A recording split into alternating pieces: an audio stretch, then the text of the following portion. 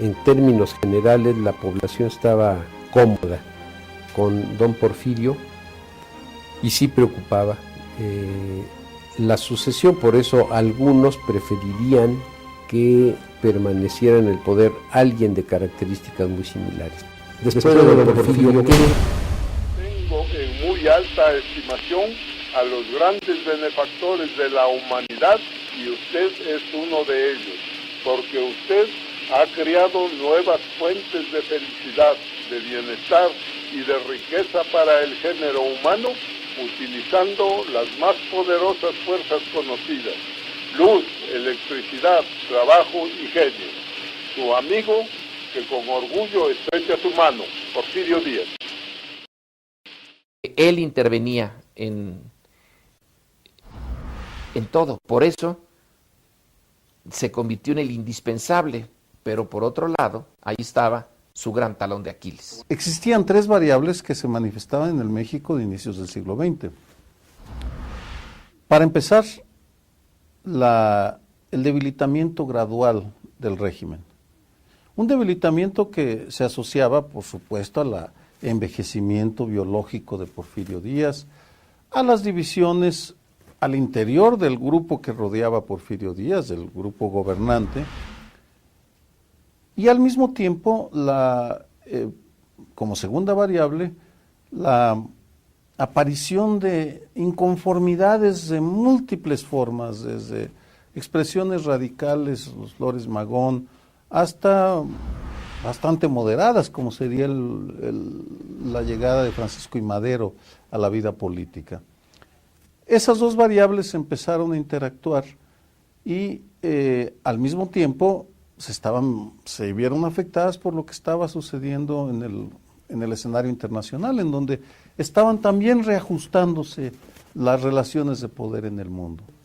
Y ahí vienen pues ya diferentes opiniones que aprovechaban esa futura coyuntura para aventurar si se podía dar un paso adelante hacia una representación más democrática o si había que pensar en un sucesor de características similares, verbigracia el general Bernardo Reyes, o cuál era el futuro.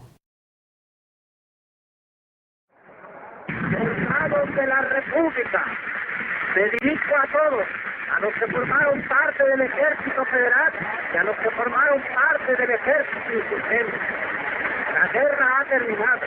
Todos los mexicanos debemos celebrar el hermoso triunfo que se ha obtenido.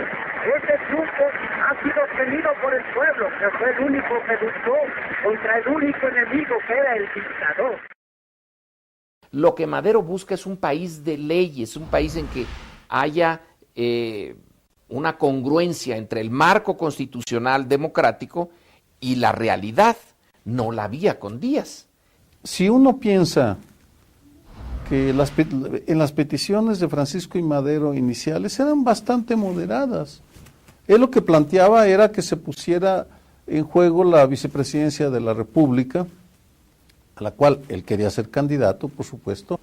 Un libro como el de Madero, que se suma a otros libros que van apareciendo a raíz de la entrevista a Díaz-Krillman, pues es uno más, se ve como uno más, pero uno que tiene, digamos, un lenguaje accesible, que se ve viable, lo que propone no es del otro mundo, entonces tiene un éxito formidable. En 1910, el grupo gobernante y Porfirio Díaz reconoce en su discurso que él está dispuesto a reconocer la voluntad del pueblo mexicano, y es bastante claro y hasta florido en sus expresiones de fe democrática, pero cuando tiene una oposición real, que es la candidatura de Madero, que va creciendo gradualmente, a niveles que nunca sabremos hasta dónde llegaron, porque no existen los estudios, porque falta documentación para establecer qué hubiera pasado si se hubiera respetado el voto, porque ahí sí tenemos la duda, simplemente no hubo las condiciones para una elección limpia y confiable. En esa medida, Madero y el Partido Nacional Antirreeleccionista se van radicalizando hasta llegar a un momento en el cual aceptan que la única salida para la democratización de México es el levantamiento en armas. Hasta que realmente se convierte en un opositor efectivo. O sea, estamos hablando ya de un 1910 avanzado, un 1910 que primero va a las urnas, se queda en un impasse para dar lugar a las fiestas del centenario, y después del centenario, 5 de octubre, es cuando ya la oposición es real, efectiva, se lanza el Plan de San Luis, y Madero pues huye de San Luis Potosí para salir del país. Entonces sí, ya hay un enfrentamiento de uno contra el otro. Es cuando lanzan el Plan de San Luis y llaman al levantamiento, que existe un referente para la inconformidad social que le va agregando las reivindicaciones económicas y sociales que estaban latentes. Es decir, los historiadores que han demostrado la existencia de varias revoluciones señalan cómo cada revolución tenía sus propias reivindicaciones, o cada rama, o cada expresión de la inconformidad tenía demandas diferentes y específicas. Hubo una revolución laboral que le trajo muchos beneficios a los obreros, pero luego creó las centrales sindicales y toda la corrupción que viene con ellas.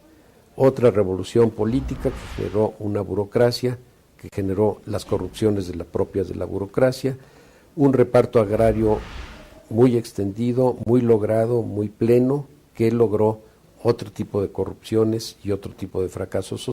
Siendo hijo de la revolución, crecí con la idea que la revolución era el tercero constitucional, la educación libre y gratuita, el 27, la tierra, y el 123, los derechos de los trabajadores, entre otros, por supuesto, ¿no?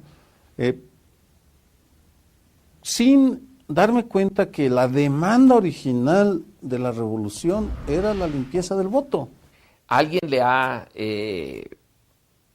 reclamado, entrecomillado, a Madero, que mejor se hubiera esperado, que hubiera insistido en volverse a presentar dentro de 6 años, y que Díaz ya estuviera muy viejo y se muriera, etcétera, y que se hubiera dado el cambio sin revolución. Si no hubieran reaccionado así, si hubieran aceptado la buena suerte que tenían de que Díaz se hubiera ido casi sin luchar, que el país estuviera casi intacto, que Madero mantenga, transforme lo indispensable y mantenga lo esencial. No pudo.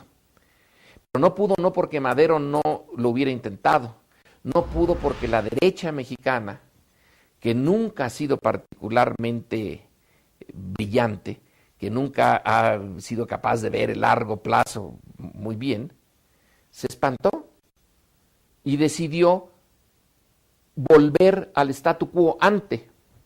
Los jóvenes que hacen la campaña con él, como Vasconcelos, o que están en su entorno, Manuel Gómez Morín, los que luego van a servir de brinco a esa parte de la revolución, a la parte civilista y democrática, no a los generales revolucionarios hechos en campaña, van a pasar a segundo término, porque la revolución hace a un lado,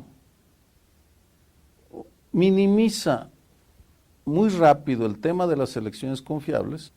Una vez que triunfa el Grupo de Sonora en la revolución, empiezan a posponerse el tema de las elecciones confiables a favor de las reivindicaciones sociales y económicas. Es comprensible, pero pospone la maduración y la modernización democrática de México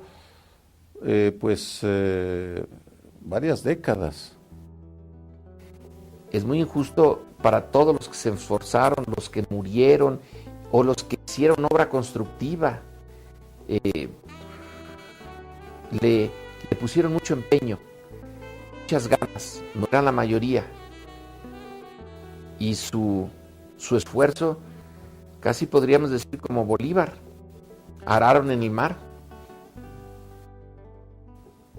hay un hilo conductor para mí muy claro, vamos, que viene desde 1910 hasta el 2010 y que tiene esta búsqueda, este sueño democrático que sube y baja en las prioridades públicas, en las prioridades nacionales. No existe la Revolución Mexicana. Es una invención discursiva posterior, entonces no se puede hablar de la Revolución Mexicana así, en esa manera.